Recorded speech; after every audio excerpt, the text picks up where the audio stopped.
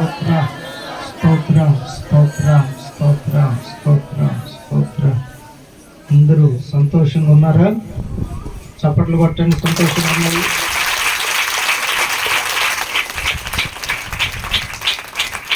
మీరందరూ సంతోషంగా వచ్చారు కాబట్టి ప్రభువు కూడా మీ అందరి ఆశను బట్టి వాతావరణాన్ని, చాలా మంచి వాతావరణాన్ని ఇచ్చాడు. దేవునికి మహిమ కలుగును గాక.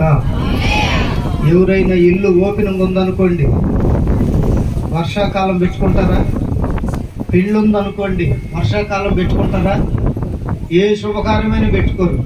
కానీ దేవుని పిల్లలకు ఉన్నటువంటి గొప్ప మంచి లక్షణం ఏంటంటే, ఇది దేవుని కార్యం కాబట్టి దేవుడు ఖచ్చితంగా జరిగిస్తాడని. చప్పట్లు కొడుతాం. దేవునికి మహిమ కలుగును గాక.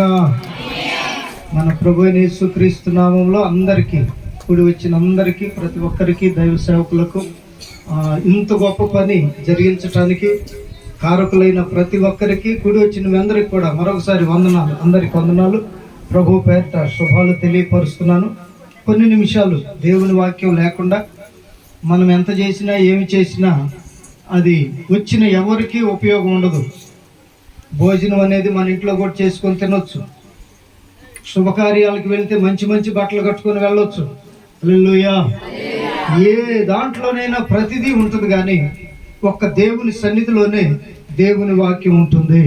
అందుకని దేవుని వాక్యం లేకుండా, దేవుని మాట వినకుండా మనం వెళ్ళటం క్షేమకరం కాదు. గనుక ప్రియమైన వార్లరా, ఈ మందిరపు పని ప్రారంభించినప్పటి నుండి వచ్చుచున్న ప్రతిరోజు, జరుగుతున్న ప్రతి సమయంలో కూడా అపవాది ఏదో రకంగా ఆటంకపరచాలని ప్రయత్నం చేస్తూనే ఉన్నాడు. ఇంకొక అద్భుత సాక్ష్యం ఏంటంటే, రాత్రి మన చర్చి విశ్వాసులందరూ, సేవకులందరూ బయలుదేరి వస్తున్నారు పెద్ద కారులో. అది వస్తూనే ఉంది, మధ్యలోకి వచ్చేలాగా ఆగిపోయింది కదా అని వీళ్ళు మరలా టైర్ మార్చి మరలా వస్తుంటే ఆ టైరే పాడైపోయింది. అంతటితో వాస్తవానికి లోకంలో ఉన్న వాళ్ళైతే ఏమనుకుంటారంటే, శకునం బాగాలేదు. ఏంటది మీ భాషలో చెప్పండి? సగనం ఏదో అంటారు. సగనం బాగాలేదు అని ఏం చేస్తారు? దొరికింది సందని వెళ్ళిపోతారు. కానీ దేవుని పిల్లలకు అటువంటి లక్షణం ఉండదు. ఎందుకంటారా? దేవుని పని ఆగకూడదు. అది ఖచ్చితంగా నెరవేరాలి, జరిగించాలి. దాని కొరకు అవసరమైతే ప్రాణం పెట్టడానికైనా నిలబడి నడిచే వాళ్ళే నిజమైన దేవుని పిల్లలు. వారిలో మన పిల్లలు ఉన్నందుకు దేవునికి మహిమ కలుగును గాక. వీళ్ళు 10:30కు బయలుదేరితే ఇక్కడికి వచ్చేటప్పటికి 2 అయిందంట. పట్టు వేడకుండా ఈ కార్యం ఇంత ఘనంగా జరగటానికి వాళ్ళ చేతులు కూడా ఈ పనిలో ఉన్నాయి. కనుక ప్రియమైన వార్లరా, ఇది దేవుని మందిరం. చెప్పండి, ఏంటిది? అందరు చెప్పాలి. పురుషులారా, ఇదేంటిది? దేవుని మందిరం. మీరు కూర్చున్న టెంట్ కాదనుకోండి, కానీ వీళ్ళు కూర్చున్నది మాత్రం దేవుని మందిరం.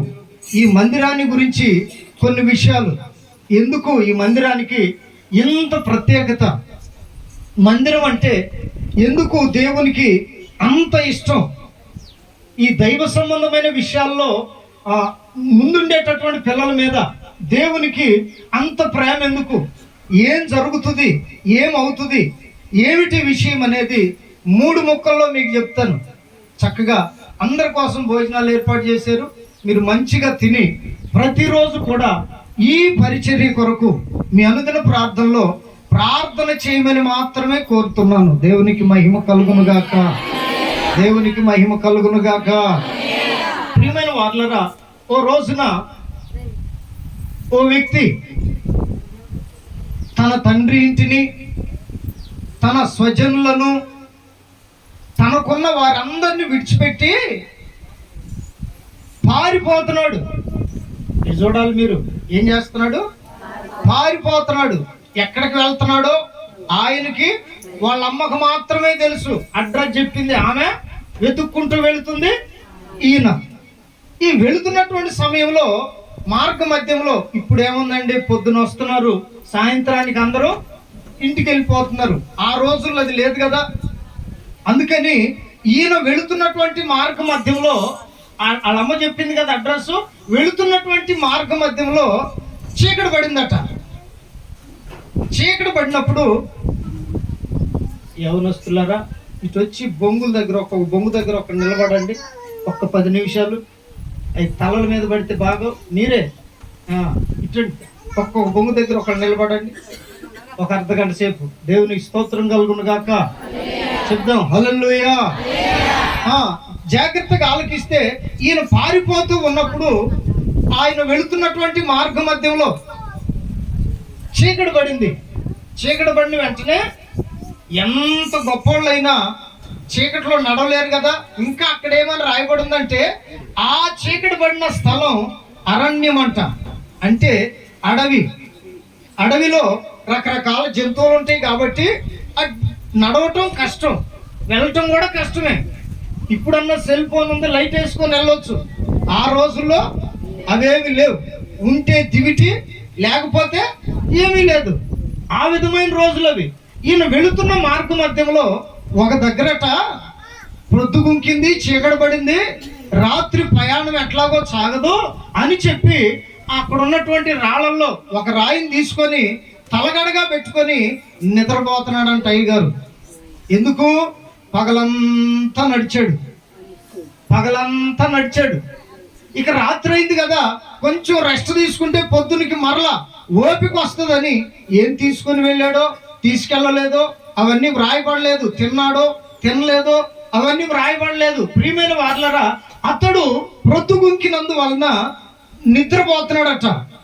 నిద్రపోతున్న సమయంలో జాగ్రత్త వినాలి. ఇతనేమో మోసం చేసి పారిపోతున్నాడు.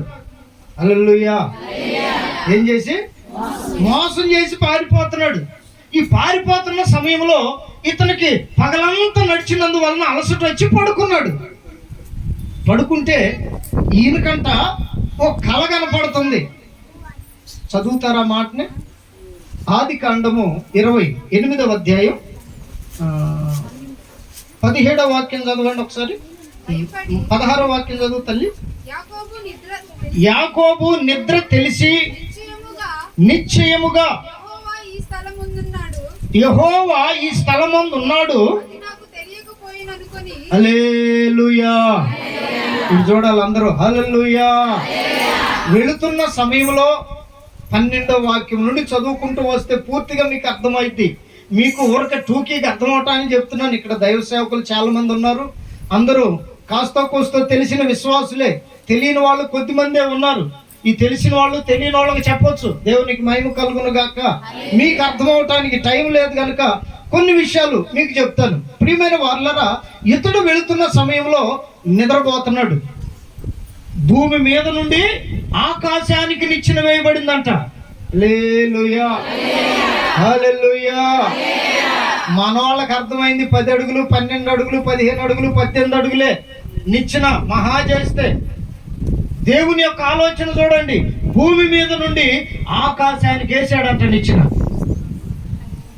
ఆ నిచ్చెన మీద ఒక పక్కనేమో దేవదూతలు దిగుతూ ఉన్నారంట. ఏం చేస్తున్నారు? ఒక పక్కన దిగుతున్నారు. దిగిన వాళ్ళు అక్కడ ఉండకుండా మరలా ఇంకో పక్క నుండి పైకి ఎక్కుతూ ఉన్నారు.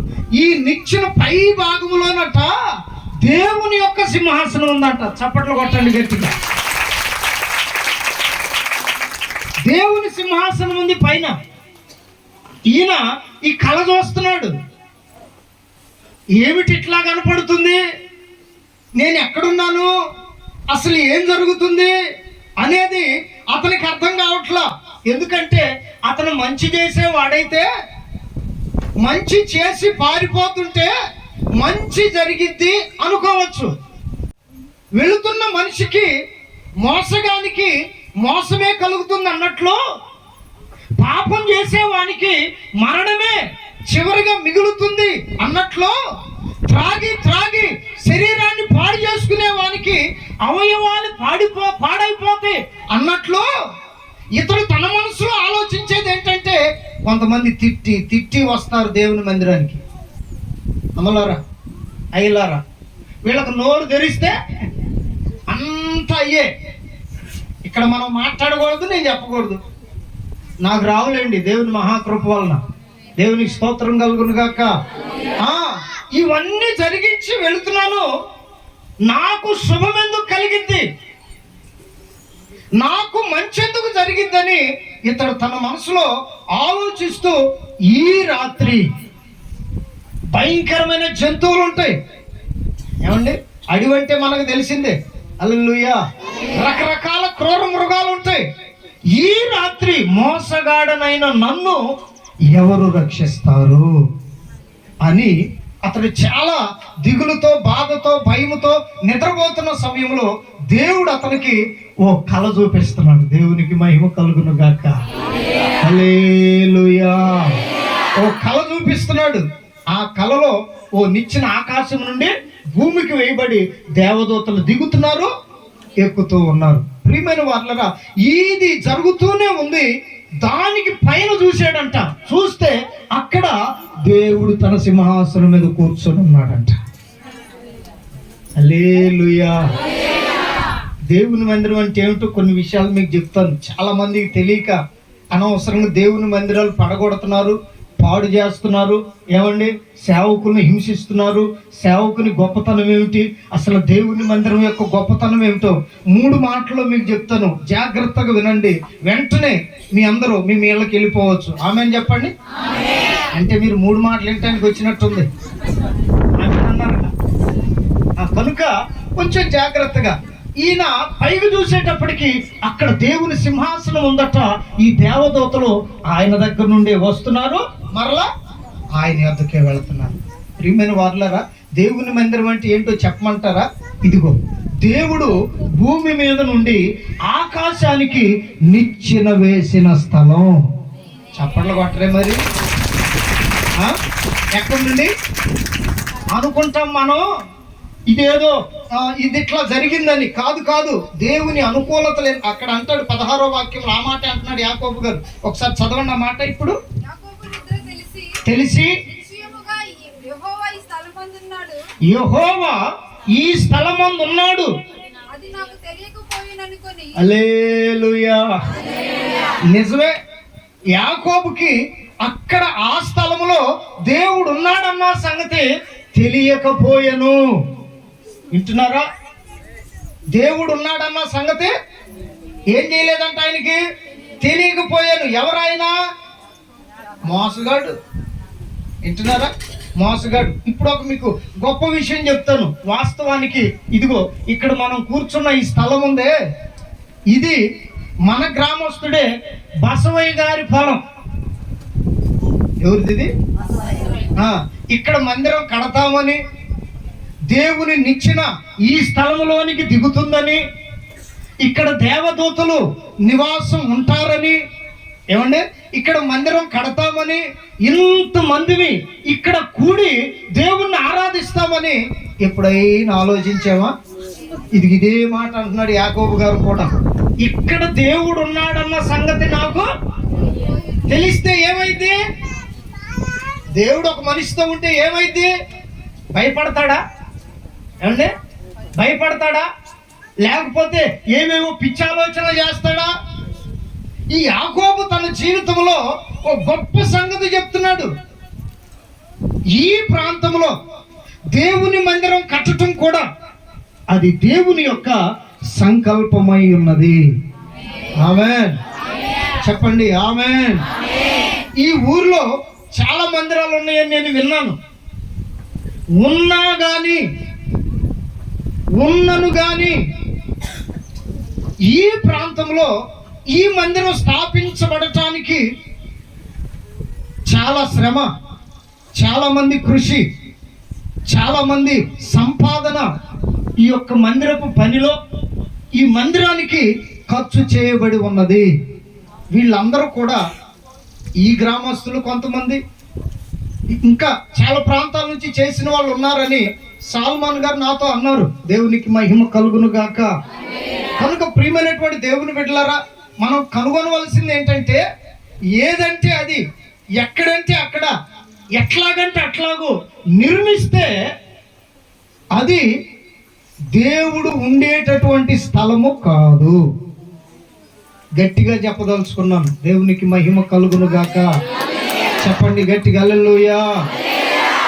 ఈ స్థలమందు దేవుడు ఉన్నాడన్న సంగతి బసవయ్య గారికి కూడా తెలియదు. పొలం ఆయనదే, కానీ ఆయనకి తెలియదు. ఇక్కడ ఈ పని జరగకూడదని చాలా ప్రయత్నాలు జరిగాయి. అయినా దేవుడు తన కొరకు నిర్ణయించిన స్థలాన్ని యాకోబుకు తెలియపరిచినట్లుగా, హల్లెలూయా, యాకోబుతో దేవుడు మాట్లాడినట్లుగా, హల్లెలూయా, ఈ పొలములో సహోదరుని స్థలములో ఈ మందిరం కట్టబడటానికి ఆయన ఉంటేనే ఈ పని జరిగిందని దేవుని సేవకునిగా చెప్పగలను. దేవునికి మహిమ కలుగును గాక. ఆగిపోవలసింది పరిచర్య, జరగకుండా ఉండవలసింది ఎన్నో విధాలుగా అపవాది ప్రయత్నం చేసిన ఆయన ఉన్నాడు గనుకనే ఇంత సక్సెస్ఫుల్గా ఇంతమంది దైవ సేవకుల సమక్షంలో, మీ అందరి సమక్షంలో దేవుడు తన నామానికి మహిమ తెచ్చుకుంటూ ఉన్నాడు. ఆమేన్, ఆమేన్. మీలో ఎవరైనా గుండె మీద చేసుకొని చెప్పండి, ఈ స్థలంలో దేవుడు లేడు అని. మనం అందరం ఎందుకు పోగవుతాం ఆయన లేకపోతే? ఇంత ఖర్చు పెట్టుకొని ఎందుకు వస్తాం ఆయన లేకపోతే? ఇన్ని పరిస్థితులు దాటుకొని, ఎంతమందికి ఎన్ని పనులు లేవు, ఇవన్నీ దాటుకొని ఇక్కడ దాకా ఎందుకు వస్తాం ఆయన లేకపోతే? దేవునికి మహిమ కలుగును గాక. అప్పుడు యాకోబు అంటున్నాడు, ఈ స్థలమందు యెహోవా ఉన్నాడన్న సంగతి నాకు తెలియకపోయేనే, నాకు తెలియకపోయేనే. ఎట్లా తెలిసింది ఎందుకంటే 15వ వాక్యం చదవండి. అక్కడ చెప్తున్నాడు దేవుడు, ఇదిగో నేను నీకు తోడయ్యుండి నీవు వెళ్ళు ప్రతి స్థలమందు. ఇదిగో దేవుడు చెప్తున్నాడు, నిన్ను కాపాడుచు నీ దేశమునకు మరలా నిన్ను రప్పించదను. నేను నీతో చెప్పినది నెరవేర్చు వరకు నిన్ను విడువనని చెప్పగా, హల్లెలూయా. ఓ స్వరం వినపడుతుంది ఆ రోజున యాకోబుకి. ఈ రోజును కూడా దేవుడు తన సేవకుల్లో నుండి ఓ స్వరం వినపడజేస్తున్నాడు. ఏమిటంటే, నేను నీకు తోడయ్యుండి. ఆమెను పలకండి అందరూ, ప్రతి ఒక్కరు చెప్పుకోండి, పక్కన వాళ్ళతో చెప్పండి, నేను నీకు తోడయ్యుండి నీవు వెళ్ళు ప్రతి స్థలములో. కొంచెం పెంచుతారా గొంతు? ప్రతి స్థలములో నిన్ను కాపాడి మరలా నీ దేశమునకు నిన్ను రప్పించును. దీనిని నెరవేర్చు వరకు నేను నిన్ను విడువను. గట్టిగా హల్లెలూయా, హల్లెలూయా. ఓ వాగ్దానం, ఓ దేవుని మాట నీకు వినపడుతుంది. యాకోబుకే దేవుడు కాదు ఆయన, నీకు కూడా దేవుడే, నాకు కూడా దేవుడే, మనందరికీ దేవుడై ఉన్నాడు. ఆయన అంటున్నాడు, ఇక్కడికి వచ్చి దేవుని మందిరంలో అడుగుపెట్టి ఈ నూతన మందిర ప్రారంభోత్సవంలో నీవు పాలు పొంది వెళ్ళబోతున్నావే, వెళ్ళుతున్న ప్రతి స్థలంలో ఆయన నీతో రాబోతున్నాడు. ఆయన నీకు తోడుగా ఉండబోతున్నాడు. ఆయన నీ పక్షాన నిలవబోతున్నాడు.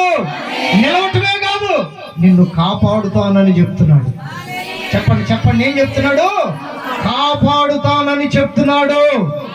ఇంకా మీ పొలంలో మొలకలెత్తలా, వర్షం సక్రమంగా పడట్లా, అన్ని విషయాలు కొదువుగానే ఉన్నాయి ప్రారంభంలో. అయితే దేవుడు అంటున్నాడు, ఈ సంవత్సరం, ఆమేన్. ఇంకొక అద్భుతం చెప్పనా? దేవుడు అట్ట చేయడ్డం పెట్టాడు. మే నెల 18వ తారీఖున చేయడ్డం పెట్టినట్టుగా మే 18 కూడా చర్చి యానివర్సరీ త్రిపురాంతకం. సేవకులు చాలా మంది వచ్చారు, విశ్వాసులు వచ్చారు, అందరూ భోజనం చేశారు, ఆశీర్వాదకరంగా దేవుని పరిచర్య జరిగింది. అయిపోయింది, ఇటోళ్ళు వెళ్ళిపోయారు. కరెక్ట్గా 2:45 నిమిషాలకు ప్రారంభమైంది. గాలి వాన అక్కడికి వచ్చిన వాళ్ళకి తెలుసు. ఆమేన్. చేతులు ఎత్తండి. అక్కడికి వచ్చిన వాళ్ళు ఎవరు? అక్కడికి వచ్చిన వాళ్ళు అందరూ ఎత్తమాకండి. అదేంది అంటారు చూడండి, గుంపులో అట్ట కాకుండా అక్కడికి వచ్చిన వాళ్ళే ఎత్తండి. హల్లెలూయా. మీరందరూ చూశారు. ఇప్పుడు కూడా దేవుడు అట్ట అడ్డం పెట్టాడు చెయ్యి కానీ అనరా తొందరగా అన్నట్టు. మీరందరూ భోంచేసి ఇళ్ళకి వెళ్ళే వరకు వర్షం పడదు. తర్వాత దేవుడు ఆకాశ తూములు వెప్పబోతున్నాడు. పలకరే, వర్షం వద్దా? దీవెన వద్దా? కాపుదాలు వద్దా? మరేంది అంతా ఇంట్లో పోగేసి వచ్చామన్నాడు చూస్తున్నారు మీరు. దేవునికి మహిమ కలుగును గాక. చెప్దాం హల్లెలూయా. అందుకని దేవుడు చెప్తున్నాడు కదా, ఈ పరిశుద్ధుల సహవాసం, ఈ పరిశుద్ధ స్థలములోనికి అడుగు పెట్టి దేవుని యొక్క దీవెనలతో ఇంటికి వెళ్ళబోతున్న వారలారా, ప్రభు మీకు తోడుగా రాబోతున్నాడు. పలకండి, గట్టిగా చెప్పుకోండి. దేవుడు మిమ్మల్ని కాపాడబోతున్నాడు. ఈ మాట నెరవేర్చే వరకు ఈ సంవత్సరం అంతా దేవుడు మిమ్మల్ని దీవించబోతున్నాడు. అప్పుడు ఈయనేం తీర్మానం చేశాడో తెలుసా? యాకోబు గారు, ప్రభువా నేను మొదటే మోసగాడిని. ఇది చూడాలి, నేను మొదటే మోసగాడిని, నన్ను కాపాడటం ఏంటి? డౌట్ వస్తుందా రాదా? మంచి పనులు చేసేవాళ్ళైతే, ప్రార్థనా పరులైతే, విశ్వాసులైతే, దేవుని ఎరిగిన వాళ్ళైతే, ప్రతి దినం దిక్కులేని వారిని ఆదుకునే వాళ్ళైతే, ఏమంటే ఇతరులకు సహాయం చేసే వాళ్ళైతే ధైర్యంగా ఉంటారు. ఎందుకు? నేను నీతిగా బ్రతుకుతున్నాను, మంచిగా ఉంటున్నాను, యథార్థముగా జీవిస్తున్నాను కనుక నాకు దేవుడు కీడు చెయ్యడు అని ధైర్యంగా ఉంటారు. ఈయనెవరు? మా పురుషులు చెప్పట్లా. ఈయనెవరు? అయ్యలారా, ఈయన మోసగాడు. ఎవరినో మోసం చేస్తే అది వేరు, ఇంట్లోనే మోసం చేసే రకం. పారిపోవటానికి కారణం ఏంటంటే ఇంటి వాళ్ళని మోసం చేసి వెళ్ళిపోతాడు, పారిపోతాడు. వాళ్ళ అమ్మ చెప్పింది, ఒరి నాయన అన్నయ్యకి తెలిస్తే నేను చంపేస్తాడరా, నువ్వు అర్జెంటుగా పలానా దగ్గర మీ మామ ఉన్నాడు అక్కడికి వెళ్ళిపో అని చెప్పింది. ముంచాలన్నా పిల్లల్ని తేల్చాలన్నా ఆ ఘనత మీకే దక్కింది. జ్ఞానవంతురాలైన స్త్రీలారా, మీకే దక్కింది అది. దేవునికి మహిమ కలుగును గాక. చూసారా, మిమ్మల్ని ఇక్కడ తిడుతుంటే వాళ్ళు నవ్వుకుంటున్నారు. ఎందుకు? మీకే తెలుసు. ఇక్కడ మీకు, అక్కడ వాళ్ళకి, మీ ఇద్దరికే తెలుసు. అందుకని దేవుని బిడ్డలారా, ఈ దేవుని వాక్యం తెలియపరుస్తున్న గొప్ప విషయం ఏమిటంటే, నేనేమో మోసగాడిని, మోసం చేసి వస్తున్నాను, నన్ను కాపాడటం ఏంటి? హల్లెలూయా. నన్ను రక్షించటం ఏంటి? వాగ్దానం చేసి నెరవేర్చే వరకు నేను నిన్ను విడవనంటున్నాడే. దేవునితో వెంటనే ఏం చెప్పాడు తెలుసా యాకోబు గారు? అయ్యా నీవే గనుక నేను వెళ్ళిన ప్రతి స్థలంలో నన్ను కాపాడి నాకు తోడయ్యుండి నన్ను మరలా నా దేశానికి గనక నువ్వు రప్పిస్తే, వచ్చేటప్పుడు ఇదిగో ఇక్కడ నువ్వు మాట్లాడావు కదా నాతో, ఆ తల కింద పెట్టుకున్నాడు రాయి, దాన్ని తీసాడు, నిలబెట్టాడంట. నిలబెట్టి ఆయన దగ్గర ఉన్న నూనె పోసాడంట దాని మీద. ఏమన్నాడంటే అప్పుడు 17వ వాక్యం చూడండి, అక్కడ భయపడి ఈ స్థలము ఎంతో భయంకరము, ఇది దేవుని మందిరమే గాని వేరొకటి కాదు. ఓపండి ఓపండి చేతులు. ఇది దేవుని మందిరమే గాని వేరొకటి కాదు. ఇది దేవుని మందిరమే గాని వేరొకటి కాదు. చప్పట్లు కొడుతూ గట్టిగా దేవునికి మహిమ కలుగును గాక. ఈ స్థలము ఎంతో భయంకరమైంది అంటున్నాడు. ఆ రాయి నిలిపి నూనె పోసి ఈ స్థలము ఎంతో భయంకరమైంది, ఇది దేవుని మందిరమే గాని వేరొకటి. దేవునికి మహిమ కలుగును గాక. ఈ రోజున మనం కూర్చున్న ఈ స్థలం కూడా ప్రభు పేరిట మీకు తెలియపరుస్తున్నాను, ఇది దేవుని మందిరమే గాని వేరొకటి. హల్లెలూయా. విశ్రమించే స్థలం కాదు ఇది, మంచాలు వేసుకొని పడుకునే స్థలం కాదు ఇది. ఇల్లుంది, లాడ్జ్లు ఉన్నాయి, చాలా ఊర్లు ఉన్నాయి. ఆ లెక్క వేరు. ఇక్కడేమో అగ్ని మండుతూ ఉండాలి. స్తోత్రం కలుగును గాక. హల్లెలూయా. దేవుని మందిరం ఆత్మతో నింపబడుతూ ఉండాలి. హల్లెలూయా. ఇది విశ్రాంతి స్థలము కాదు, భయంకరమైన స్థలం. నేను పొరపాటును పడుకున్నానే ఇక్కడని లేచి రాయి నిలబెట్టి నూనె పోసి అప్పుడు అంటున్నాడు, ఇది దేవుని మందిరమే గాని వేరొకటి. ప్రభువా, నువ్వు నన్ను కాపాడుతానన్నావు, వెళ్ళిపోతున్నాను, మరలా క్షేమంగా నీవు నన్ను తీసుకొని వస్తే నీవు నాకు ఇచ్చిన సంపాదన అంతట్లో, ఎంతట్లో? సంపాదన అంతట్లో ఏమని ఆయన తీర్మానం చేసుకున్నాడంటే 10వ భాగము. 1,00,000 రూపాయలు ఇచ్చాడనుకో యాకోబుకి, ఎంత ఇస్తానన్నాడు దేవునికి? చెప్పరే? అంటే ఏంది మీకు తెలుసా? ఇంతకే తెలిసిన వాళ్ళు అల్లే చెప్పండి. మీలో కూడా ఉన్నారా? దేవునికి మహిమ కలుగును గాక. ఎందుకంటే ఎక్కువగా స్వార్థములు పనులు చేసేది మీరే. నాకు తెలిసిన తల్లి ఉంది, అందుకని చెప్తున్నా. ఆమె ఏం చేసిందంటే వాళ్ళ ఆయన నాకు దశభాగం ఇస్తాడు, వాళ్ళ ఆయన ఇస్తాడు, నమ్మకస్తుడు. అంతకంటే మించి నమ్మకంగా నాకు కనపడాలని. వింటున్నారా? ఎవరికి? ఆయనేమో దేవుడికి కనపడుతున్నాడు. పురుషులారా మీ పక్షానే, ఆయనేమో దేవుడికి కనపడుతున్నాడు. వచ్చిన రాబడంతట్లో దేవునికి ఇచ్చేది. అంతకంటే ఎక్కువ కనపడాలని ఏమేం చేసిందో తెలుసా? చక్కగా తీసుకొని వస్తుంది. అప్పుడప్పుడు ఓ రోజును తీసుకొని వస్తే ప్రార్థన చేయమంది. ప్రార్థన చేస్తూ ఉంటే ఎందుకో ప్రభు ఆత్మ అంటున్నాడు, వాటిని ముట్టొద్దు అన్నాడు. హల్లెలూయా, హల్లెలూయా. నేను చెప్పటం మంచిదో లేదో నాకు తెలియదు, కానీ దేవుడు గుర్తు చేసాడు, చెప్తా. చెప్పమంటారా? ఎవరికైనా మంచిదే అది. చెప్పమంటారా? తర్వాత మీ గాలి పోతాయి, అది మీ ఇష్టం. దేవునికి మహిమ కలుగును గాక. చెప్దాం హల్లెలూయా. అయ్యగారు ఇస్తున్నాడుగా అమ్మా, మరలా నువ్వు ఇస్తున్నావేంది అని అడిగా నేను ఆ తల్లిని. అన్నో నీకు తెలియదు అంది. నిజమే, ఆయన గురించి నాకు తెలియకపోవచ్చు, దేవుడికి తెలుసుగా. నీకు తెలియదు అంది. ఏంటో నీకు తెలిసింది చెప్పన్నా. దేవుడు ఎందుకు ఇది ముట్టుకోవద్దు అంటున్నాడమ్మా, ఇది వద్దన్నాడు, నాకు అవసరం లేదు, తీసుకొని వెళ్ళిపో అన్నా. అన్న వెంటనే అంటది, నువ్వు పెద్ద పిచ్చి పాస్టర్ లాగా ఉండవే. నిజమే, మేము పిచ్చిగా ఉండకపోతే దేవుని విషయాల్లో మీరు ఎప్పుడో ముంచుతారు మమ్మల్ని. దేవునికి మహిమ కలుగును గాక.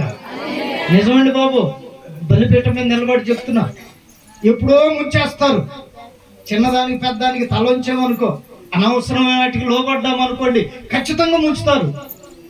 ఏమో తెలిసిన సంగతి ఏంటో చెప్పమంటే, ప్రభు చెప్తున్నాడు నాకు, అయ్యా ఎందుకు వాటిని ముట్టొద్దు అన్నానంటే, ఒక చెడ్డ అలవాటు ఉంది. యాకోబుకి మోసం చేసే అలవాటు ఉన్నట్టు ఒక దొంగతనం చేసే అలవాటు ఉంది. ఎక్కడో కాదండి, బ్యాంకుల్లో వేసే వాళ్ళ దొంగలు ఆడు కాదు. ఈమెకి భర్త జేబులోనే దొంగతనం చేసే అలవాటు. ఆయనకి ఏ గుణం ఉందో తెలుసా? మర్చిపోయే గుణం ఉంది. ఆయనేమో మర్చిపోతాడు. కమ్మన మాట చెప్పుకోండి మీరు. ఆయనేమో మర్చిపోతాడు. ఎన్ని 500 నుండి పెట్టినప్పుడే తెలుసు ఆయనకి, తర్వాత పొరపాటును కూడా తెలియదు ఆయనకి. ఇక ఎంత దొరికితే అంత తీసుకుంటదేమో.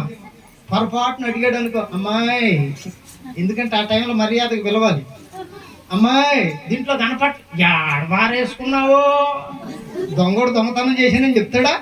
ఏమో కూడా చెప్పదు. ఆ సొమ్ములో నాకు దశం భాగం తీసుకొచ్చింది భక్తురాలు. దేవుడేమో దాన్ని ముట్టుకోవద్దు అన్నాడు. ఆమె ఏమేం చేసిందో అన్నీ ఆమెకే చెప్పాడు.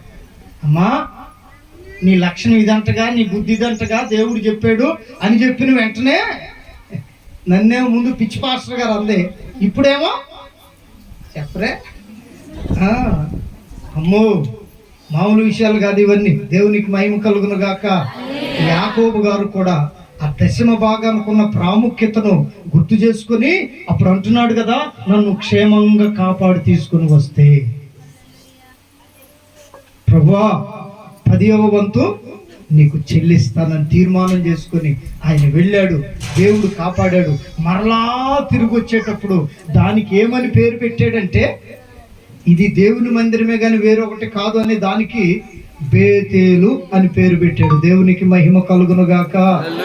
అట్లాగునని ఇక్కడ దేవుని సన్నిధి ఉన్నది కనుక మన మందిరం పేరు కూడా HRF అనగా హోలీ రబ్బూని ఫెయిత్ మినిస్ట్రీస్.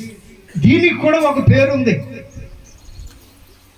ఆయన పెట్టినట్లుగానే దేవుని నిర్ణయం చొప్పున చేయబడిన చేర్చబడిన ఈ స్థలానికి ఇక మీదట దేవుని మందిరం అని పేరు పెట్టబడుతుంది. హల్లెలూయా. ఇది ఏ స్థలం అంటే భయంకరమైన స్థలం. చెప్పండి అందరూ ఒకసారి, ఏ స్థలం? భయంకరమైన స్థలం. ఎందుకో చెప్పమంటారా? నేను త్రిపురాంతకం వచ్చిన కొత్తలో చెప్తాను మీకు. త్రిపురాంతకం వచ్చిన కొత్తలో అక్కడ వాళ్ళకి హల్లెలూయా అనటం కూడా తెలియదు. అప్పుడు స్తోత్రం స్తుతి చెప్పటం కూడా తెలియదు. అక్కడ చిన్న పాకేసాం, 20-40 ఇట్లాంటిదే చిన్న మందిరం వేసాం. వేస్తే మేము అక్కడికన్నా ప్రార్థనలకు వెళ్ళేటప్పుడు సామాను ఉన్న మైక్ సామాను కానీ ఉన్నదంతా ఆ పాకలోనే పెట్టి వెళ్ళేవాళ్ళం. దేవునికి మహిమ కలుగును గాక.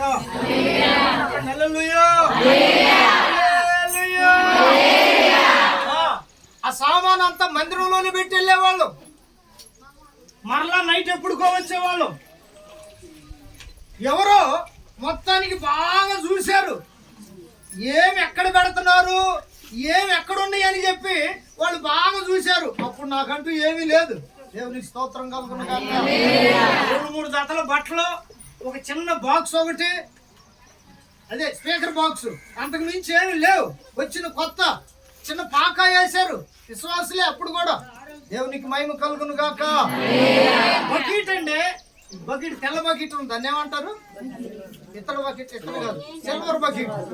అది అక్కడ పెట్టి వెళ్ళాం. ఎందుకంటే సేవ ఉందంటే ఆగం కదా. వెళ్ళాం, పెట్టేసి వెళ్ళిపోయిన తర్వాత ఇక ఒకటే ఉంది బకెట్. అప్పుడు సహకరించేవాళ్ళు లేరు, తెచ్చేవాళ్ళు లేరు. ఉండదాన్ని మర్యాద కాపాడుకోవటమే మా బాధ్యత. ఆ బకెట్ తీసుకెళ్ళిపోయారు. మొత్తానికి బిందులోనే నీళ్ళు పట్టుకున్న, మొత్తానికి స్నానం చేశాం. అప్పుడు నాకు అర్థమైంది ఏంటంటే, దేవుడు ఒక స్థలంలో ఉంటే అది భయంకరమైనదిగా దేవుడు మారుస్తాడు.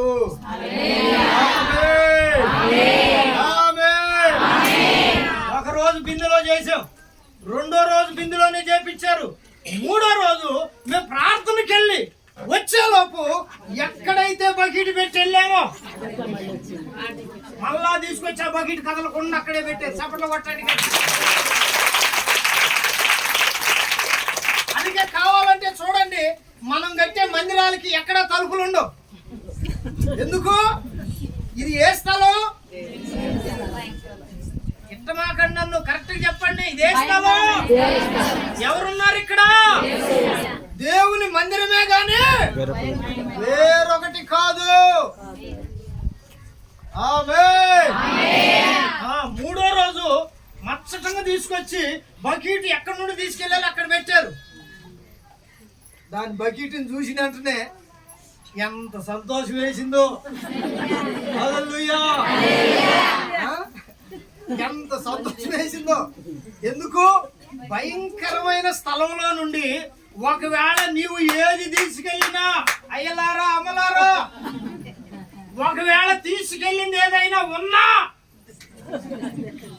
ఎందుకంటే కొంతమందికి గుణ లక్షణాలు ఉంటాయి. ఆ తల్లికి ఉన్నట్టుగా ఎవరి జేబులో తీసేది డబ్బులు, అట్లాగనే కొందరికి ఈ లక్షణాలు ఉంటాయి. వచ్చిన కాడ నుంచి దాన్నే చూస్తుంటారు. తర్వాత వెళ్ళేటప్పుడు అది అక్కడ ఉండదు, ఎక్కడో ఉంటుంది. దేవునికి మహిమ కలుగును గాక. చెప్పండి గట్టిగా.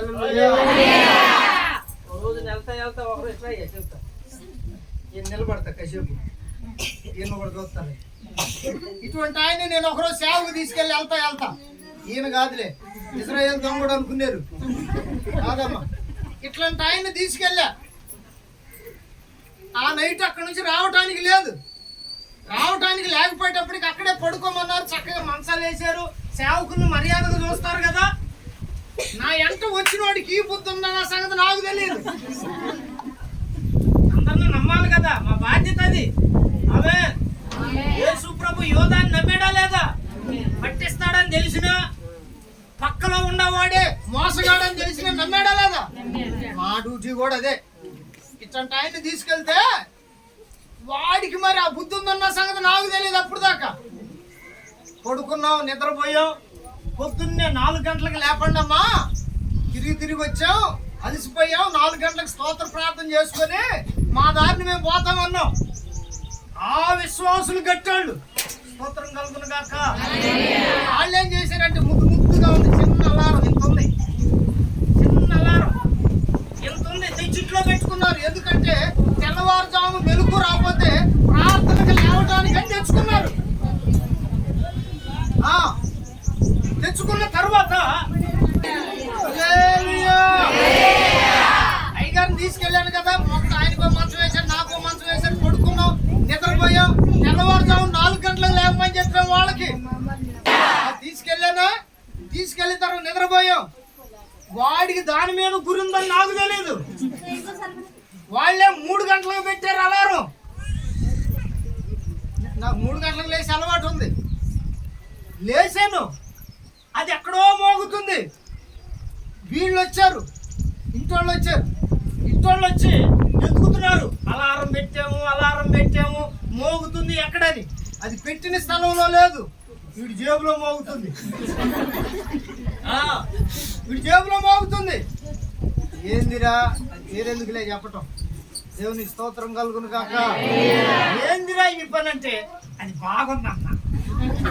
చూసారా, అది బాగుంటే కొనుక్కోవాలి, లేదా అడిగి తీసుకోవాలి. అది బాగుందన్నని జేబులో పెట్టుకుంటే దేవుడు ఊరుకుంటాడా? దొంగోడని ముద్రేసాడు. ఆ ఇంట్లో వాళ్ళు అన్నారు ఏమనంటే, అయ్యా ఈసారి నువ్వు ఎక్కడికి పోయినా ఇటువంటి వాళ్ళని తీసుకెళ్ళ మాకు. ఒకవేళ నాకు ఎక్కడో లోపల ఎక్కడో ప్రేమ ఉంటుందని తీసుకెళ్తానని ఆ ఇంటి వాళ్ళు తేలిచి చెప్పారు.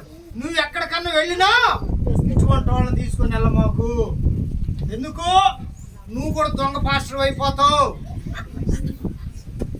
నిజమే కదండి బాబు. అందుకనే దేవుని మందిరం ఎటువంటిదంటే భయంకరమైనది. చప్పట్లు కొట్టండి ఒకసారి. దేవుడు నివసించే స్థలం భయంకరమైనది. అక్కడుండే ప్రతి వస్తువు కూడా అభిషేకించబడినదై ఉంటుంది. ఆమేన్. మనము దేవుని మందిరానికి ఇచ్చే వాళ్ళగా ఉండాలి గాని ఇక్కడ నుండి తీసుకొని వెళ్ళే వాళ్ళగా ఉండకుందుము గాక. హల్లెలూయా. అందుకని దేవుని బిడ్డలారా, ఈ భయంకరమైన స్థలం ఇది. ఎందుకు భయంకరమైందంటే మనం నివసించినట్లుగా నివసించేవాడు కాదు దేవుని మందిరంలో ఉండేది. యెహోవా ఇక్కడ నివసించుచున్నాడన్న సంగతి నాకు తెలియకపోయేను. ఆయన ఉంటే ఏం జరుగుతాయి అంటే 2 మాటలు మీకు చెప్తాను.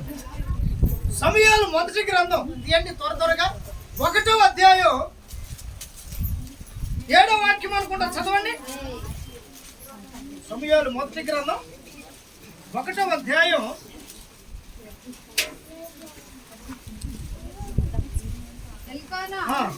7వ వాక్యం ఈ విధంగా రాయబడింది. ఎల్కానా ఆమెకు ఆ రీతిగా చేయుచునుండగా అన్న, ఇదిగో ఈ మాట అండర్లైన్ చేసుకోండి, అన్న యెహోవా మందిరమునకు పోవునప్పుడెల్లా అది ఆమెకు కోపము పుట్టించుచుండగా ఆమె భోజనము ఇదంతా నేను చెప్తాను, మీరు జాగ్రత్తగా చూడండి. నన్ను దేవుని స్తోత్రం చెప్పండి ఒకసారి. అన్న అనే ఒక తల్లి ఉంది, ఆమెకు పెళ్ళయింది కానీ పిల్లలు లేరు. చూడాలి, ఎవరు లేరు? పిల్లలు లేరు. పిల్లలు లేకపోవటం వలన ఈమెమనుకుందంటే తన భర్తతో కలిసి దేవుని మందిరానికి వెళ్ళేది. స్తోత్రం కలుగును గాక. వెళ్ళేది దేవుని మందిరానికి వెళ్ళేది. చాలా మందికి ఒక అలవాటు ఉంటుంది, దేవుని మందిరానికి వస్తారు వెళతారు కానీ ప్రార్థన మాత్రం చేయరు. ఆ బ్యాచ్ లో ఉంది తల్లి. మందిరానికి వస్తుంది సంవత్సరానికి ఒకసారి, ఇప్పుడైతే ప్రతి ఆదివారం. స్తోత్రం కలుగును గాక. ఈ ఆదివారం దేవుని సన్నిధిలో కూడుకునే కృపను దేవుడు మనకు అనుగ్రహించాడు. ఆమేన్ చెప్పండి. చెప్పండి గట్టిగా. ఎంత గొప్ప భాగ్యం పొందిన మనం ఏ ఒక్క ఆదివారం కూడా దేవుని మందిరం విడిచిపెట్టకూడదు. పలకండి గట్టిగా ఆమేనని. వీళ్ళకి అప్పుడు ఆచారం ఏమిటంటే సంవత్సరానికి ఒక్కసారి. చెప్పండి, సంవత్సరానికి. చేయి చూపించండి. సంవత్సరానికి అంటే మీకు వినపడుతుందని అర్థం అవుతుందని. సంవత్సరానికి పురుషులారా, సంవత్సరానికి. మీరు ఎట్లంటే ఏదో అనుకున్నారు. ఒక్కసారి సంవత్సరానికి ఒక్కసారి వెళ్ళేవాళ్ళు. ఇప్పుడైతే సమయం ఉన్నప్పుడల్లా దేవుని ఆరాధించుకునే కృపను దేవుడిచ్చాడు. అయితే దేవుని బిడ్డలారా, ఈమె వచ్చు వెళుతున్నప్పుడల్లా ఆమెకు పిల్లలు పుట్టలేదని ఈ పెద్దయ్య గారు ఏం చేశాడంటే, మొదట ఆమెకు పుట్టకపోతే ఏం చేస్తారు? చెప్పట్లా అయ్యా, మొదట ఆమెకు పిల్ల పుట్టకపోతే ఏం చేస్తారు? చూసారా, మీ దెబ్బకు వచ్చింది. దేవుడు గొప్పడు.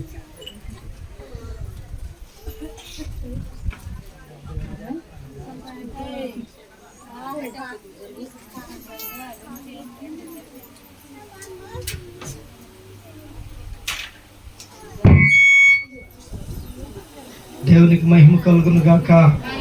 చెప్పండి హల్లెలూయా. ప్రియమైన వారులారా, ఇది ఏ స్థలము? ఇదే స్థలము. ఇదే స్థలం. ఇక్కడ ఎవరున్నారు? దేవుడు ఉన్నాడు అనటానికి దానికి సూచన ఏమిటంటే భయంకరమైన స్థలం దేవుని మందిరం. దేవుని మందిరం ఉన్నది ఏది కూడా దొంగిలించకూడదు. దొంగిలిస్తే వడ్డీతో సహా వసూలు చేస్తాడు దేవుడు. దేవునికి మహిమ కలుగును గాక. చెబుదాం గట్టిగా హల్లెలూయా. అందుకని దేవుని బిడ్డలారా, ఈ విధంగా ఉన్నటువంటి సమయంలో దేవుని మందిరానికి ఉన్న విశిష్టత, గొప్పతనం ఏమిటంటే ఏం జరుగుతుంది అక్కడికి వెళ్తే అంటే, ఈ తల్లి ఏటేట మందిరానికి వెళ్ళేది, మరలా వచ్చేది. ఎంత జరుగుతున్నా ఈమెకు పిల్లలు పుట్టలేదని ఈమె భర్త గారు ఏం చేశాడంటే ఇంకొక ఆవిడ చేసుకున్నాడు. అలవాటు కదా, పిల్లలు పిల్లలు పిల్లలు పిల్లలు అంటారు. అసలు సంగతి ఏంటంటే బైబిల్ చెప్తుంది, పిల్లలు కలిగిన వాని కంటే, చాలా స్పష్టంగా చెప్తుంది బైబిల్. వీళ్ళే ధన్యులట. ఏదో ప్రయాస ప్రాకులాట, నా వంశం, నా జాతి, నా కులం, నా మతం అని దీని ముందే ఆత్రం తప్ప దానికి మించిన సూత్రం తెలుసుకోవట్లేదు. అట్లాగని ఈమెకు పిల్లలు పుట్టలేదని ఇంకొక ఆమెను చేసుకున్నాడు. దేవుడు ఆమెను జ్ఞాపకం చేసుకున్నాడు. హల్లెలూయా. ఆమెకు పిల్లలు పుట్టారు. ఇక పిల్లలు పుట్టిన దగ్గర నుంచి ఆమె ఏమంటుంది? గొడ్రాల గొడ్రాల గొడ్రాల. మొహం చూడకూడదు. అంతేగా మనం కూడా అనేది. ఎదురొస్తుంది ఎదురొస్తుంది ఎదురొస్తున్నారు. ప్రార్థనకు వచ్చేవాళ్ళమే. ఏమి కూడా ఆ బ్యాచే అన్నా భక్తురాలు. మందిరానికి వెళ్తుంది, వస్తుంది, అయినా కానీ ఈ మానట్ల. ఎవరు? ఇంకొక ఆమె ఉంది, ఆమె సవితి. ఆమె పేరు ఏం పేరు? పెనిన్న. ఈమె ఆ డ్యూటీ తీసుకుందన్నమాట. గొడ్రాల గొడ్రాల గొడ్రాల. ఏమేమనుకుందో తెలుసా?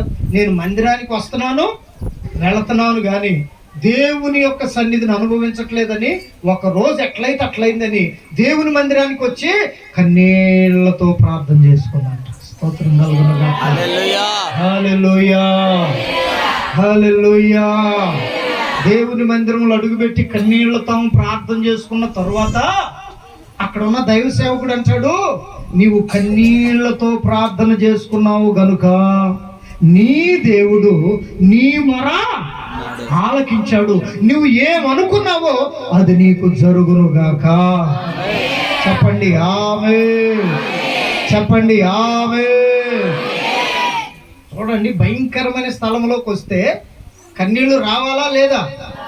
చాలా మందికి ఇది ఒక అలవాటు. ప్రార్థనకి వెళ్తున్నాం వస్తున్నా, ప్రార్థనకి వెళ్తున్నాం వస్తున్నా, నా కార్యం జరగట్లేదు, నా కార్యం ఎట జరిగితే. ఈ భయంకరమైన స్థలానికి వచ్చినప్పుడు మనము కూడా ఆ విధంగానే మారాలి. ఒక పక్క ఆచారాలు మానం, ఒక పక్క సిద్ధాంతాలు మానం, ఒక పక్క ఎవరు ఎదురు వస్తున్నారో ఖచ్చితంగా పాటిస్తాం. పోతానే ఉంటాం. ఎవరన్నా పొరపాటు అచ్చి అన్నారనుకో, వెళ్తారా? మా వాళ్ళు కూడా రాత్రి అటు నుంచి అటే పోవాలి, కానీ వచ్చారు. ఈ అచ్చీలు, ఈ గిచ్చీలు ఇవన్నీ మనకి అది అలవాటుగా ఉండకూడదు. దేవునికి మహిమ కలుగును గాక. చెప్పండి హల్లెలూయా. ఒకవేళ మనం అట్లా ఉంటే, మందిరానికి వస్తూ పోతూ ఉంటే, మనం ఏ బ్యాచ్? హచ్ బ్యాచ్. అందుకని అవన్నీ మన యొక్క జీవితాల్లో ఉండకుండును గాక. ఏం కూడా కొద్ది రోజులు అట్లే మందిరానికి పోతుంది కానీ ఏమకే సంతానం కలగల. అప్పుడు తీర్మానం చేసుకుంది ఏమనంటే, నేను నా దేవుని సన్నిధిలో నా యొక్క హృదయమును నీళ్ల వలె కుమ్మరిస్తాను. రోషం కలిగిన వాళ్ళు ఆమెన్ చెప్పండి. నీళ్ల వలె కుమ్మరిస్తాను. ఈ రోజున దేవుని మందిరంలో అడుగుపెట్టిన దేవుని బిడ్డలారా, నువ్వు ఏ సమస్యతో వచ్చావో ప్రభు నిశ్చయముగా చెప్పాడు కదా, నేను నీకు తోడయ్యుండి నువ్వు వెళ్ళు ప్రతి స్థలములో నిన్ను ఆశీర్వదిస్తానని చెప్పాడు కదా. ఇక్కడ నీవు కన్నీళ్లతో ప్రార్థన చేసుకొని నీ సమస్య ఏమిటో ప్రభు దగ్గర చెప్పుకొని నువ్వు బయలుదేరి వెళ్ళు. అన్న జీవితంలో దేవుడు కార్యం చేసినట్లుగా నీ కుటుంబంలో, నీ జీవితంలో దేవుడు కార్యము జరిగించును గాక. నీ కుటుంబంలో కార్యము జరుగును గాక. నీ పిల్లల వివాహము జరుగును గాక. చదివిన నీ పిల్లలకు ఉద్యోగం వచ్చును గాక. నీ పొలము సమస్యలు యేసు నామములో సమాధానముగా తీర్చబడును గాక. నీ బ్రతుకులో నెమ్మది కలుగును గాక. నీవు కూర్చున్న స్థలం భయంకరమైన స్థలం. ఈ స్థలంలో అడుగు పెట్టావు కనుక దేవుడు నీకు తోడగుండి నీ బ్రతుకులో గొప్ప నెమ్మదిని కలుగు చేయును గాక. అన్ని సంవత్సరాల నుండి జరగని కార్యం దేవుని మందిరంలో అడుగుపెట్టిన తరువాత, కన్నీళ్లతో ప్రార్థన చేసుకున్న తరువాత మరుసటి దినమందే దేవుడు హన్నాని జ్ఞాపకం చేసుకున్నాడు. హల్లెలూయా. మందిరంలో కన్నీళ్లతో ప్రార్థన చేసుకుంటే ఎటువంటి కొడుకు పుట్టాడో తెలుసా? అందరికి పుట్టినట్టుగా తాగుబోతు కొడుకు కాదు, తిరుగుబోతు కొడుకు కాదు. ఇది భయంకరమైన స్థలం. దేవుని మందిరము అని ఎందుకు పిలువబడుతుంది, పేరు పెట్టబడుతుందంటే, దేవుని మందిరానికి వచ్చి కన్నీళ్లతో ప్రార్థన చేసుకొని నీ సమస్య తీర్చబడుతుందని దేవుని నామములో నీవు విశ్వాసం ఉంచితే ఆ తల్లి ప్రార్థన చేసుకుంది. ఇటువంటి కుమారుడు పుట్టాడంటే రాజులను అభిషేకించే ప్రవక్తను దేవుడు ఆ తల్లికి అనుగ్రహించాడు. గట్టిగా దేవుని పరుద్దా. నీ పిల్లల గురించి కన్నీళ్లతో ఇక్కడికి వచ్చి ఉండొచ్చు. దేవుని సేవకుడిగా మీకు చెప్తున్నాను, కన్నీళ్లతో ఇక్కడ ప్రార్థన చేయండి. మార్పు లేని మీ పిల్లల బ్రతుకుల్లో నా దేవుడు మార్పు కలుగజేయబోతున్నాడు. మన దేవుడు మార్పు కలుగజేయబోతున్నాడు. అన్న గర్భం తెరిచిన దేవుడు, గొప్ప ప్రవక్తనిచ్చినటువంటి దేవుడు. అంతకుముందు పిల్లలకు గుర్తుందే తెలియన్నా, ఆమెను గురించి అడ్రస్ లేదు బైబిల్లో. అన్నా కొడుకైన సమయాల గురించి ఎన్నో ప్రాంతాల్లో వ్రాయుటకు దేవుడు అనుమతించాడు. అందుకని శ్రేష్టమైనది ఇచ్చేవాడు ఆయన మందిరానికి వచ్చి, ఆయన మందిరములో నీ సమస్య గురించి ప్రార్థన చేసుకుంటే శ్రేష్టమైన ఫలములతో దేవుడు నిన్ను నింపుతాడు. ఆమేన్. అందుకనే దేవుని మందిరం భయంకరమైన స్థలం. ఇక్కడ జరిగే కార్యాలు కూడా భయంకరంగానే ఉంటాయి. డాక్టర్లు చెప్పినట్టుగా సేవకుడికి చెప్పటం చేత కాదు. హల్లెలూయా, హల్లెలూయా, హల్లెలూయా. ఎందుకంటే ఇది భయంకరమైన స్థలం. ఈ భయంకర స్థలంలో నివసించే సేవకుడు డాక్టర్ చెప్పినట్టుగా చెప్పడం అవ్వచ్చు, కాకపోవచ్చు. కావాలంటే చూడండి, భయంకరమైన ఆపరేషన్ జరిగేటప్పుడు వాళ్ళ బంధువుల చేత సంతకాలు పెట్టించుకొని ఏమంటారు? అయ్యా మా ప్రయత్నం మేము చేస్తాం, ఇక అంతా. అప్పుడు ఎవరు గొప్ప వాళ్ళని వాళ్ళు ఒప్పుకుంటున్నట్టు? మనం ఉండేది హాస్పిటల్లో కాదు, డాక్టర్ లాగా మాట్లాడటానికి. భయంకరమైన స్థలంలో నివసించే వాళ్ళం. ఆమేన్, ఆమేన్. దేవుని సన్నిధి మహిమ నివసించే స్థలం ఇది. ఇక్కడ నివసించేవారు కన్నీళ్లతో ప్రార్థన చేస్తే, బయట నుండి వచ్చిన వాళ్ళైనా కన్నీళ్లతో ప్రార్థన చేస్తే నీ సమస్యకు నిశ్చయముగా విడుదల దొరుకుతుంది. చెప్పండి గట్టిగా ఆమేన్. అందుకని దేవుని మందిరము భయంకరమైన స్థలం. ఎక్కడ తీరని సమస్యలైనా, ఎక్కడ జరగని కార్యాలైనా, అందరూ విడిచిపెట్టిన రా దేవుని మందిరానికి, భయంకరమైన స్థలంలో అడుగుపెట్టు. నా దేవుడు నీ పక్షమున కార్యము జరిగించునుగాక, కార్యము జరిగించునుగాక, నీ పక్షమునే కార్యము జరిగించునుగాక. ఎప్పటి వరకు కొనసాగాలంటే అంచెలంచెలుగా వర్ధిల్లుతూ ఉండాలి. ప్రతి వ్యక్తి ఇక్కడికి వచ్చి ఈ భయంకరమైన స్థలంలో వారి సమస్యలు తీర్చుకోవటానికి ఎప్పుడు తలుపు తెరిచే ఉంటది. మీరు ఎప్పుడైనా రావచ్చు, ప్రార్థన చేసుకొని ప్రభు దీవెనలు పొందొచ్చు. ఆమేన్. దీనికి కులంతో పని లేదు, మతంతో పని లేదు. ఎందుకంటే యేసయ్య కులానికి దేవుడు కాదు. దేవునికి మహిమ కలుగును గాక. చాలా మంది తెలియక పొరబడుతున్నారు, కానీ ఆయన ఎవరంటే సర్వలోక చక్రవర్తి. చప్పట్లు కొడుతూ రాజులకు రాజు, ప్రభువులకు ప్రభువు, ఆయన పేరు నజరేయుడైన యేసు. ఆయన నామం పేరిట స్థాపించబడిన ఈ ప్రార్థనా స్థలం భయంకరమైనది. ఇక్కడికి వస్తే సంతానము లేని వారికి యేసు నామములో సంతానము అనుగ్రహించబడుతుంది. ఇది భయంకరమైన స్థలం. కన్నీళ్లతో ప్రార్థన చేసింది హన్న. సంతానం పొందిందా లేదా? ఇచ్చిన కుమారుడు ఎటువంటి వాడు? గొప్ప ప్రవక్త, రాజులకు రాజైన దేవుని కుమారుడై రాజులను అభిషేకించే ప్రవక్తగా మార్చబడ్డాడు. ఆమేన్. రెండో మాట చెప్పి నేను ముగిస్తా. ఇంకోటి చెప్తా. కుంటి ఆయన ఒక ఆయన ఉన్నాడు. పుట్టినప్పటి నుంచి వాళ్ళ ఇంటోళ్ళు ఏం చేశారంటే కుంటోడు పుట్టాడని చాలా ఏడ్చారు. ఆమె కుంటివాడు పుట్టాడని చాలా ఏడ్చారు. అయితే దేవుని బిడ్డలారా, దేవుని యొక్క కార్యం ఏమిటంటే వాళ్ళు ఏ స్థలాన్ని ఎన్నుకున్నారంటే దేవుని మందిరానికి వెళితే వీడిని గనక తీసుకొని వెళ్ళి దేవుని మందిరం దగ్గర ముందు కూర్చోబెడితే వాళ్ళు వీళ్ళు అంతో ఇంతో వేస్తారు. ఎందుకంటే ఆ రోజున దేవాలయం అనేది దేవుణ్ణి ఆరాధించే స్థలానికే పెట్టబడింది. దేవునికి మహిమ కలుగును గాక. ఈ రోజున ప్రతి స్థలానికి దేవాలయం అని పేరు పెట్టబడుతుంది. అక్కడ రాయబడిన మాట, ఈ దేవాలయం దగ్గర పుట్టినప్పటి నుంచి కుంటివాడుగా పుట్టినప్పుడు ఏడ్చారు కొన్ని రోజులు. వీడిని ఎట్లా పోషించాలి, ఏ విధంగా వీడికి బ్రతుకు తెరువు ఇవ్వాలి, చనిపోయే వరకు మేమే చూసుకోవాలన్నట్లుగా బాధపడ్డారు. కానీ వాడు కొంచెం పెద్దవాడు అయ్యే కొద్దీ వీళ్ళందరికీ ఒక ఆలోచన వచ్చింది. కుంటివాడుగా పుట్టడం మన ఇంటి అదృష్టం అనుకున్నారు. ఏమిటి అదృష్టం అంటే రోజు దేవుని మందిరంలో ప్రార్థన జరిగేటప్పుడల్లా ఆ కుంటివాడిని కొంతమంది మోసుకొచ్చేవాళ్ళు. ఆ దేవాలయం వాకిలు ఉందే అక్కడ కూర్చోబెట్టేవాళ్ళు, వెళ్ళిపోయేవాళ్ళు. మరలా అయిపోయిన తర్వాత వాడిని మోసుకొని వెళ్ళిపోయేవాళ్ళు.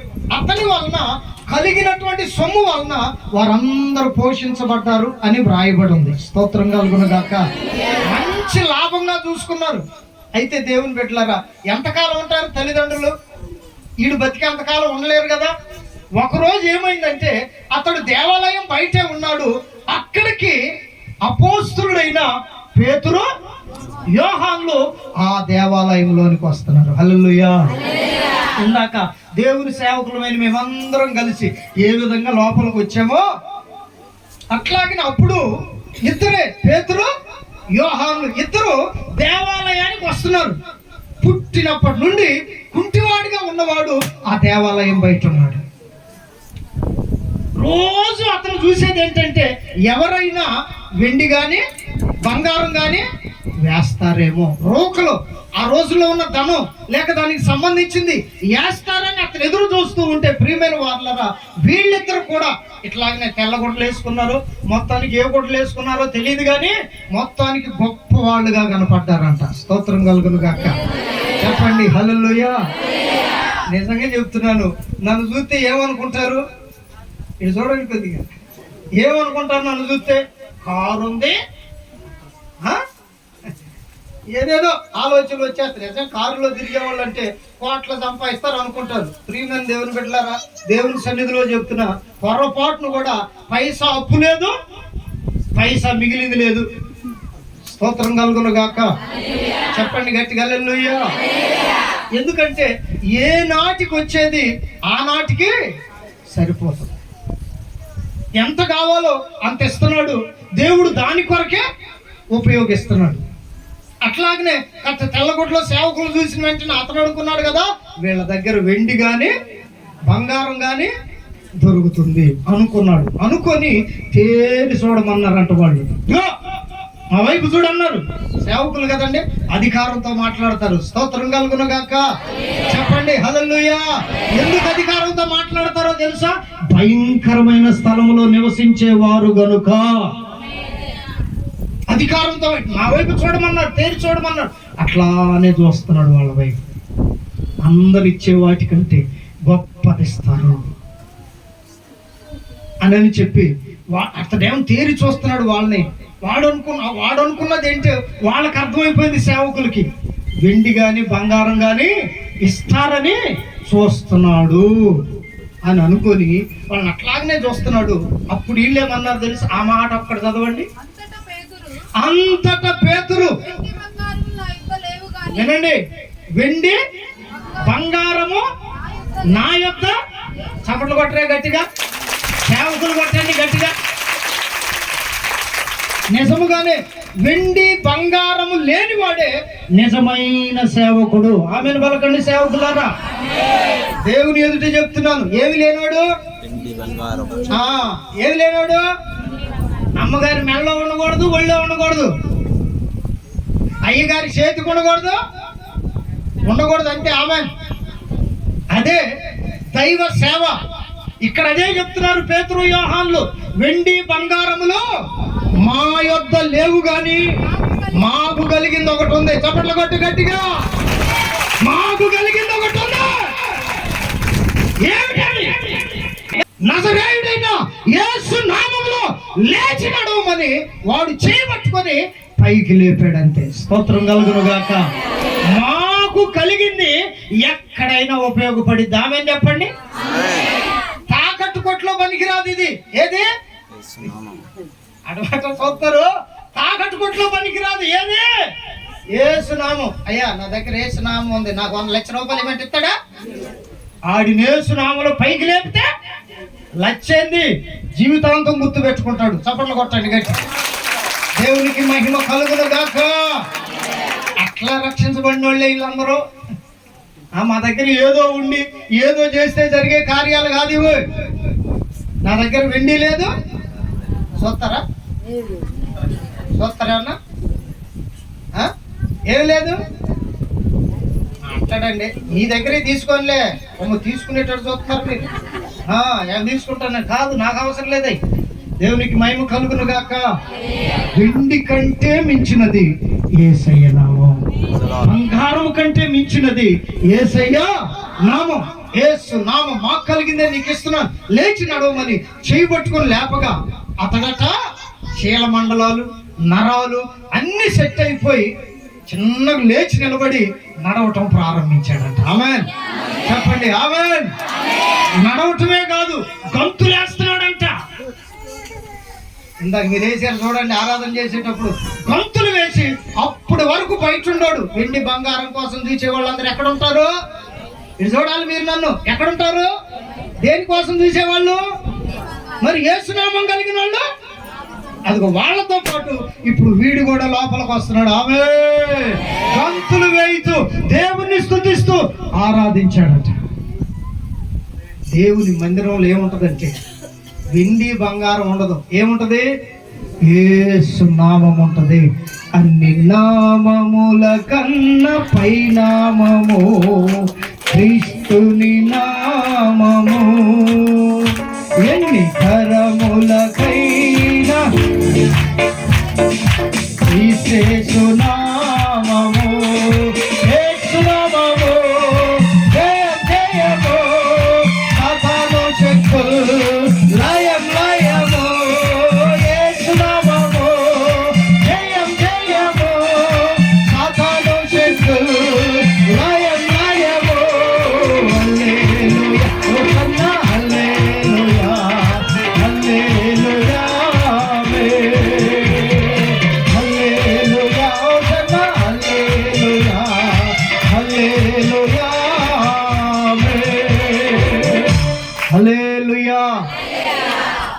దేవుని బిడ్డలారా. అందుకని దేవుని మందిరంలో ఉండేది ఏంటంటే యేసుని నామం. ఇది ఏ స్థలం?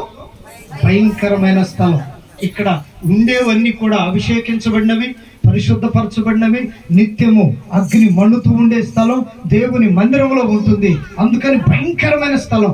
అక్కడికి వచ్చి మన చీప్ ట్రిక్స్ అంటారు చూడండి. మనుషులు దేవుణ్ణి ఏదో కొనాలని దేవుని దగ్గరికి వెళ్తే అతనే అర్ధరాత్రి వచ్చి అడుగుతాడు చూడండి. ఒక ఆయన, ఏం పేరు ఆయన పేరు? అర్ధరాత్రి చీకట్లో వచ్చి యేసు ప్రభుని అడుగుతారే, ప్రభువా నువ్వు చేసేయని నేను చెయ్యాలంటే ఏం చెయ్యాలి? నికోదేము అప్పుడు యేసయ్య అన్నాడు, కొత్తగా జన్మించాలన్నాడు. అంటే ఈ ముసలోడిని తల్లి గర్భంలో పోయి మళ్ళా వస్తాను. కొత్తగా జన్మ అంటే కొంతమందికి ఏంటంటే తల్లి గర్భంలో పోయి వచ్చేదే తెలుసు. కొత్త జన్మ అంటే ఏంటంటే మారు మనసు పొందటం. ఆమేన్. నీకున్న దుర్వ్యసనాలు, చెడలవాట్లు, అపవిత్రమైన ఆలోచనలు, టీవీలు చూసే, సిగరెట్లు తాగే, పరుగు వారితో పాపం చేసే ఈ పనికిమాలిన కార్యక్రమాలన్నీ మానేయటమే క్రొత్త జన్మ. హల్లెలూయా.